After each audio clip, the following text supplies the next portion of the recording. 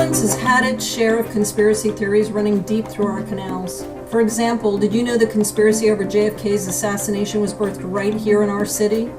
But sometimes these seemingly implausible scenarios turn out not to be a theory of conspiracy at all, like the abuses suffered by some of the poorest, mostly black neighborhoods during the Great Flood of 1927, when New Orleans businessmen decided to set off 30 tons of dynamite to save New Orleans, flooding St. Bernard Parish and all of Plaquemines Parish's East Bank, displacing over 200,000 black Louisianians.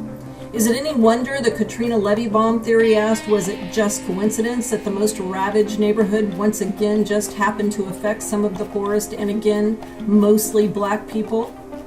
Recently, some coincidences have come to light affecting a very similar neighborhood.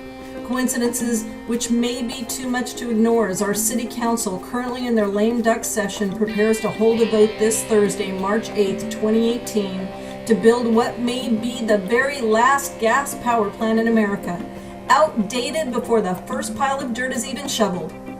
The city of New Orleans spent $7 million on quote-unquote consultants who gave their thumbs up on the project based on a review of quote-unquote data and facts provided to them by the same power company in charge of the new plant's operations, Entergy of New Orleans. Meanwhile, there's been a steady stream of corresponding unexplained power outages.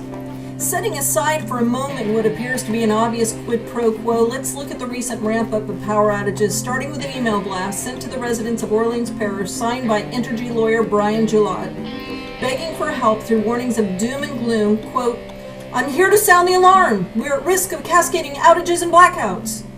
Then, the unexplained outages, a handful of which occurred on a special day. No, it wasn't a day of dramatic weather that might cause peak power usage, but it was the same day the Utility Committee voted to move forward with Thursday's City Council vote on this new yet antiquated gas plant.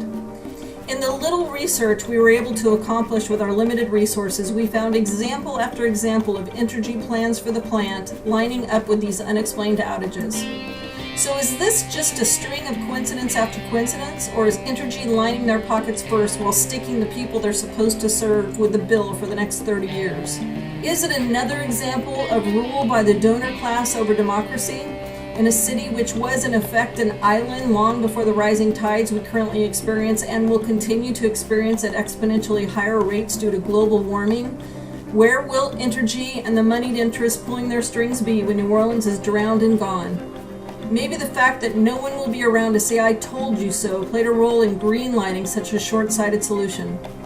As Jay Hakes, former head of the U.S. Energy Information Administration, puts it, 5 years ago, this natural gas plant might have looked like a logical option. But there are other options that are more attractive from an economic, reliability, and environmental standpoint. I don't believe in chemtrails. I don't believe Sandy Hook was staged. I do believe we landed on the moon, and I know big money will do whatever it takes to make more money, and the fix is in, and our Louisiana politicians can be bought.